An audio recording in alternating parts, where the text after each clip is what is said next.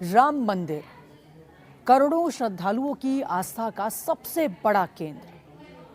हर दिन हजारों श्रद्धालु यहाँ माथा टेकते हैं, करोड़ों रुपए का दान करते हैं और विश्वास करते हैं कि उनका चढ़ाया हुआ एक एक रुपया भगवान श्री राम के कार्य में लगेगा।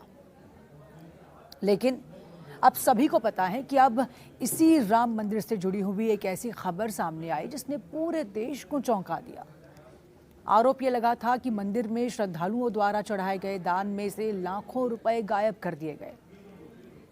अब इस पूरे मामले में शुरुआत में ये मामला सिर्फ चोरी का लगा, लेकिन जैसे जैसे जांच आगे बढ़ी, कहानी और भी उलझती गई। मोबाइल फोन से मिले डिटेल्स, डिजिटल सबूत, सीसीटीवी फुटेज, मंदिर परिसर में काम करने वाले लोगों की भूमिका, व्हीलचेयर चालक टिन्नू यादव पर शक और कई गिरफ्तारियां। लेकिन अब ये सिर्फ चोरी का नहीं बल्कि मंदिर की सुरक्षा व्यवस्था पर भी बड़ा सवाल बन चुका है। नमस्कार, बहुत बहुत स्वागत है न्यूज़ 18 इंडिया पर। मैं हूं आपके साथ सुरभि शिरपुरकर। अयोध्या के राम मंदिर से जुड़ा हुआ धन चोरी का मामला, इस मामले के बारे में आप सबको पूरी जानकारी है। लेकिन अब इस मामले से विपरीत यहाँ पर और भी कई नए मामले सामने आए हैं, वो है सुरक्षा से जुड़े हुए। इस पूरे मामले में आगे अपडेट क्या है, क्या कुछ होने वाला है, सरकार की भूमिका क्या है, प्रशासन शासन की भूमिका क्या है, कोर्ट के आदेश क्या हैं, तमाम मुद्दों के बारे में आज डिटेल में समझने की कोशिश करेंगे। आखिर ये पूरा मामला क्या है, चोरी कब हुई, आरोपी कौन है, पुलिस को मोबाइल फोन से ऐसा क्या मिला जिसने जांच को और भी बढ़ा दिया है और जांच की दिशा ही बदल दी है, और क्या ये किसी बड़े नेटवर्क का हिस्सा है। समझते हैं इस बात को। सबसे पहले ये समझना जरूरी है कि राम मंदिर में आने वाला दान संभाला कैसे जाता है। अयोध्या का राम मंदिर देश के सबसे बड़े धार्मिक स्थलों में शामिल हो चुका है।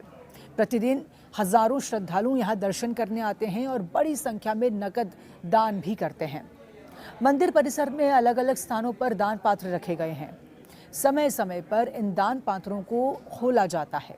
ट्रस्ट के अधिकारी, बैंक प्रतिनिधि और अधिकृत कर्मचारी मिलकर पूरी प्रक्रिया के तहत दान की गिनती भी करते हैं। फिर ये राशि बैंक खातों में जमा कराई जाती है। यानी पूरी व्यवस्था कई स्तरों की निगरानी के साथ संचालित होती है। ऐसे में सवाल उठता है कि जब इतनी निगरानी है तो चोरी हुई कैसे। अब बताया ये जा रहा है कि कुछ कर्मचारियों पर आरोप है कि दान की गिनती और उसके रखरखाव की प्रक्रिया के दौरान धीरे धीरे नकदी निकाल ली जाती थी।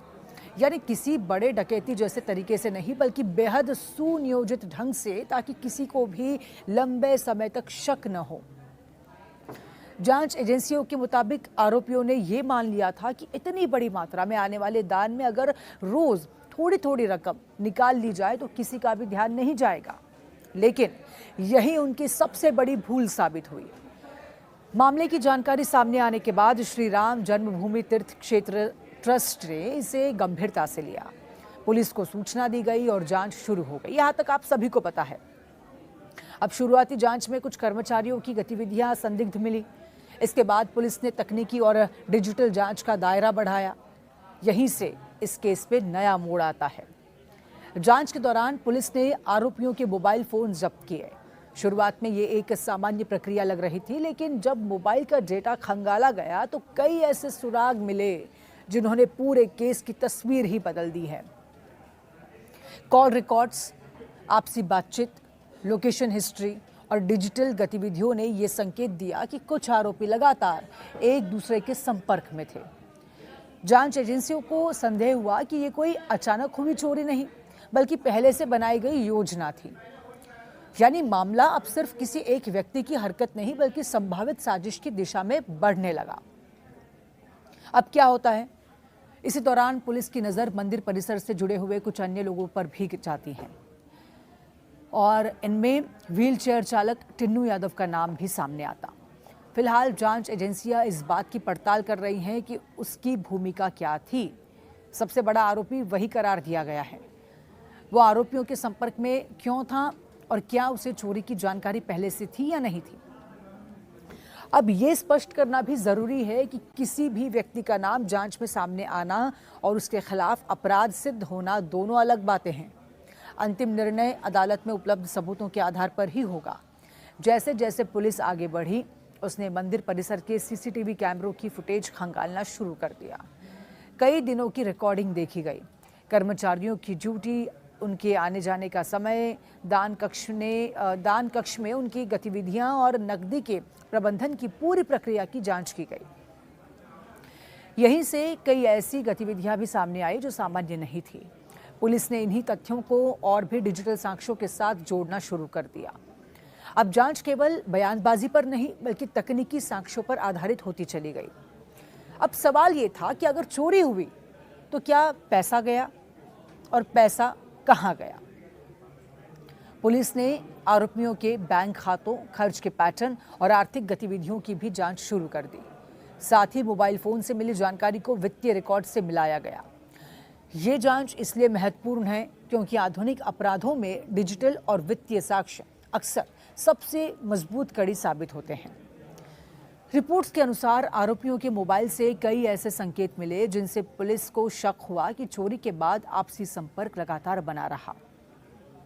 जांच एजेंसियां ये भी पता लगाने की कोशिश कर रही हैं कि कहीं चोरी की रकम का इस्तेमाल संपत्ति खरीदने, कर्ज चुकाने या फिर अन्य किसी प्राइवेट खर्चों में तो नहीं किया गया। हालांकि पुलिस ने अभी तक हर पहलू का अंतिम खुलासा नहीं किया है क्योंकि जांच जारी है। कई डिजिटल फॉरेंसिक रिपोर्ट्स आनी भी बाकी हैं और इस पूरे मामले में सबसे बड़ी बात यह है कि घटना किसी आम धार्मिक स्थल की नहीं बल्कि देश के सबसे संवेदनशील और सबसे अधिक सुरक्षा वाले मंदिरों में से एक से जुड़ी है। इसीलिए सवाल सिर्फ चोरी का नहीं बल्कि सिस्टम की विश्वसनीयता का भी यहाँ पर सामने आता है। क्या सुरक्षा व्यवस्था में कोई कमी रह गई? क्या कर्मचारियों के बैकग्राउंड वेरिफिकेशन में चूक हो गई? क्या निगरानी व्यवस्था पर्याप्त नहीं थी या फिर कुछ लोगों ने सिस्टम की कमजोरियों का फायदा उठा लिया? इन सभी सवालों के जवाब जांच पूरी होने के बाद ही स्पष्ट होंगे। श्री राम जन्मभूमि तीर्थ क्षेत्र ट्रस्ट ने भी इस पूरे मामले को गंभीरता से लेते हुए जांच में पूरा सहयोग देने की बात कही है। ट्रस्ट का कहना है कि दोषी चाहे कोई भी हो, उसके खिलाफ सख्त कार्रवाई होनी चाहिए ताकि श्रद्धालुओं का विश्वास बना रहे। अब इस बीच पुलिस लगातार गिरफ्तार आरोपियों से पूछताछ कर रही है। बरामद डिजिटल सबूतों का विश्लेषण किया जा रहा है और ये भी देखा जा रहा है कि कहीं इस पूरे मामले में और भी लोग शामिल तो नहीं हैं। जो आरोपी गिरफ्तार किए गए हैं उनके परिवार के लोगों की भी जांच यहाँ पर लगातार जारी है। अब सबसे महत्वपूर्ण बात, ये मामला केवल कुछ लाख रुपए की चोरी का नहीं है। ये करोड़ों श्रद्धालुओं की आस्था से जुड़ा हुआ मामला है। जब लोग मंदिर में दान करते हैं तो वो विश्वास के साथ करते हैं, विश्वास को लेकर करते हैं कि उनकी श्रद्धा सुरक्षित हाथों में है। और ऐसे में यदि उसी व्यवस्था में सेंध लगती हैं तो सवाल सिर्फ कानून का नहीं बल्कि भरोसे का भी बन जाता है। आने वाले दिनों में पुलिस की चार्जशीट, फॉरेंसिक रिपोर्ट और अदालत की सुनवाई इस पूरे मामले की वास्तविक तस्वीर सामने लाएगी। तब ये भी स्पष्ट होगा कि ये कुछ व्यक्तियों का अपराध था या फिर इसके पीछे कोई बड़ा संगठित नेटवर्क भी काम कर रहा था।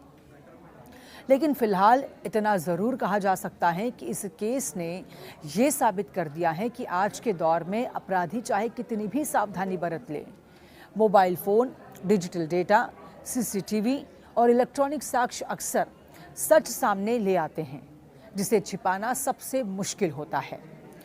लेकिन इस पूरे मामले में सबसे बड़ा सवाल अब भी यही है कि आखिर पुलिस को ऐसा कौन सा सुराग मिला जिससे जांच अचानक तेज हो गई। जांच अधिकारियों के मुताबिक इस केस में सबसे महत्वपूर्ण कड़ी बने आरोपियों के मोबाइल फोन।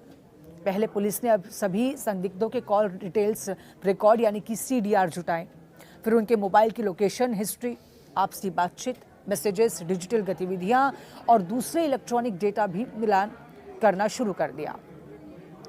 जांच में ये देखा गया कि घटना से पहले और बाद में कौन कौन लगातार संपर्क में रहे, किसकी लोकेशन दान कक्ष या फिर उसके आसपास की थी, किसने किन लोगों से बातचीत की। यही डिजिटल ट्रेल पुलिस को एक संदिग्ध से दूसरे संदिग्ध तक ले गई और यही वजह है कि इस केस में मोबाइल फोन सिर्फ एक डिवाइस नहीं बल्कि सबसे अहम गवाह बन गए। आज लगभग हर जांच में डिजिटल फॉरेंसिक की भूमिका बढ़ती जा रही है। किसी व्यक्ति का फ़ोन ये बता सकता है कि वो कहाँ था, किससे बात कर रहा था, किस समय सक्रिय था और किन लोगों के साथ उसका लगातार संपर्क था। हालांकि अदालत में इन सबूतों की वैधता और विश्वसनीयता का अंतिम परीक्षण होना बाकी है।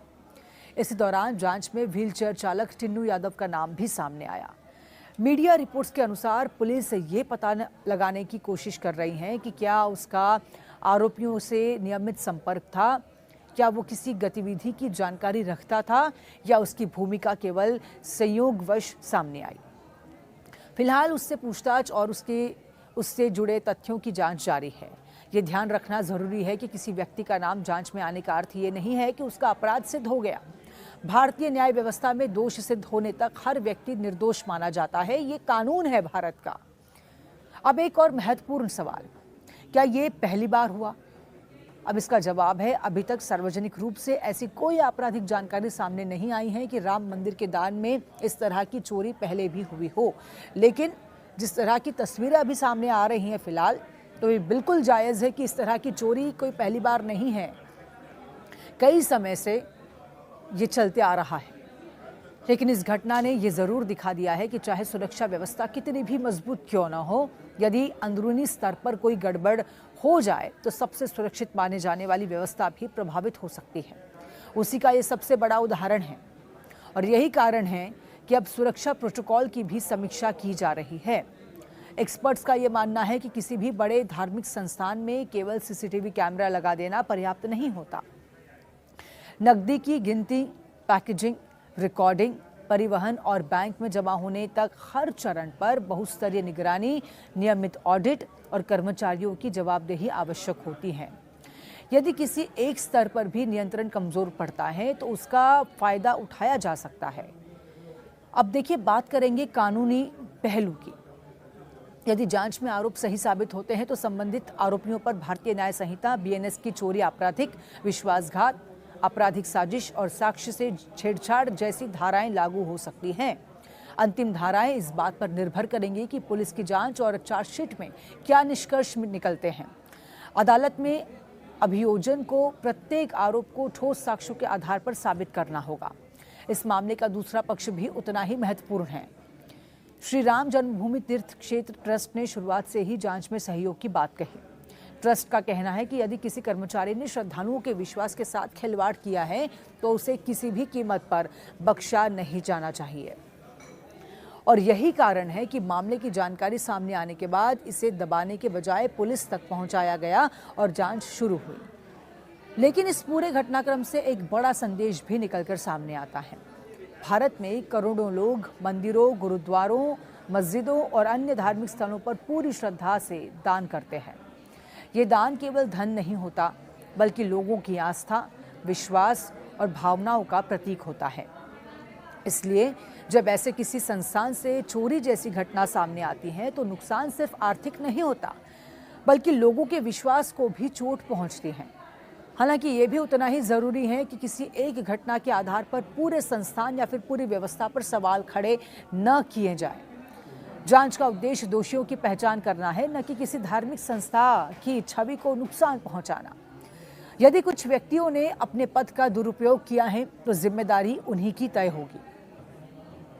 अब इस केस में आगे क्या होगा, तो पुलिस डिजिटल फॉरेंसिक रिपोर्ट का इंतजार कर रही है।